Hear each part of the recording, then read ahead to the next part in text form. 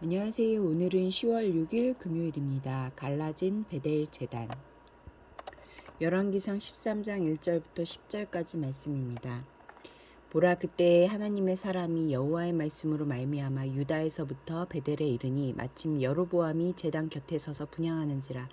하나님의 사람이 제단을 향하여 여호와의 말씀으로 외쳐 이르되, 제단아 제단아, 여호와께서 이와 같이 말씀하시기를, 다윗의 집에 요시아라 이름하는 아들을 낳으리니 그가 내 위에 분향하는 산당 제사장을 내 위에서 제물로 바칠 것이요 또 사람의 뼈를 내 위에서 사르리라 하셨느니라 하고, 그날에 그가 징조를 들어 이르되, 이는 여호와께서 말씀하신 징조라.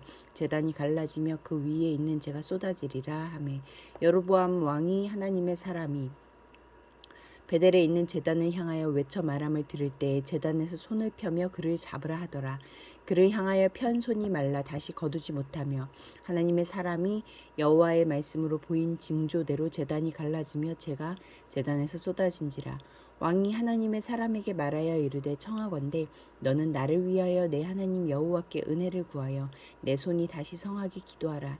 하나님의 사람이 여호와께 은혜를 구하니 왕의 손이 다시 성하여 전과 같이 되니라. 왕이 하나님의 사람에게 이르되, 나와 함께 집에 가서 쉬라. 내가 내게 예물을 주리라.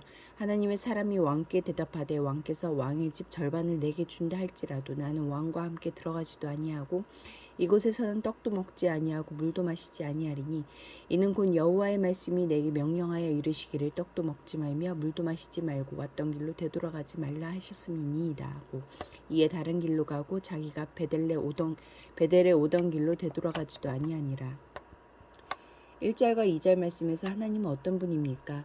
예루살렘 성전을 봉헌하는 솔로몬의 기도를 받으셨던 하나님은 베델 산당을 봉헌하려는 여로보암에게 선지자를 보내어 심판을 선언하십니다. 유다로부터 온 선지자는 베델 제단을 의윤하여 부르면서 남유다의 요시아라는 왕이 등장하여 이 제단을 심판할 거라고 예고합니다.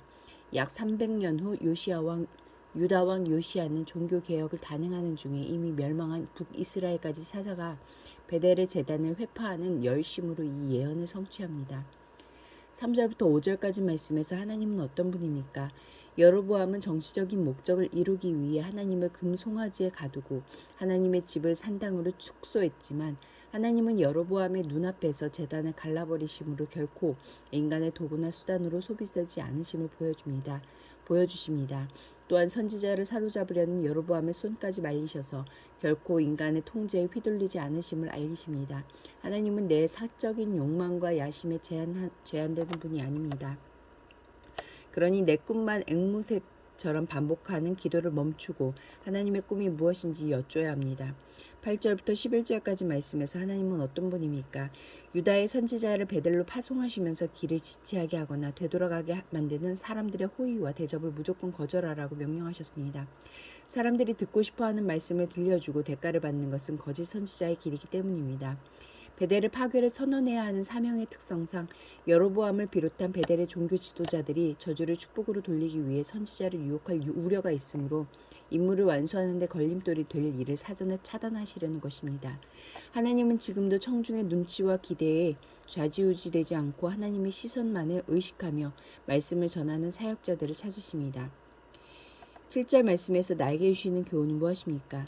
여로보암은 하나님의 사람을 가식적인 환대로 회유함으로써 하나님의 말씀에 저항합니다. 하나님의 말씀을 힘으로 제압하려던 손이 말라버린 것처럼 하나님을 경외하는 마음마저 잃어버린 메마른 인생입니다. 하나님이 우리에게 바라시는 것은 거래가 아닌 순종입니다. 기도하시겠습니다. 공동체를 위해서는 제가 드리고 싶은 예배가 아니라 주께서 원하시는 예배를 드리게 하소서. 열방을 위해서는 에스토니아 발틱 감리교 신학교가 러시아와 우크라이나 학생들을 받아들였다. 이들과 함께 어울리면서 전쟁으로 생긴 상처가 치유되고 이곳에서 피라민에 대한 사랑과 위로가 계속되도록 함께 기도하시겠습니다.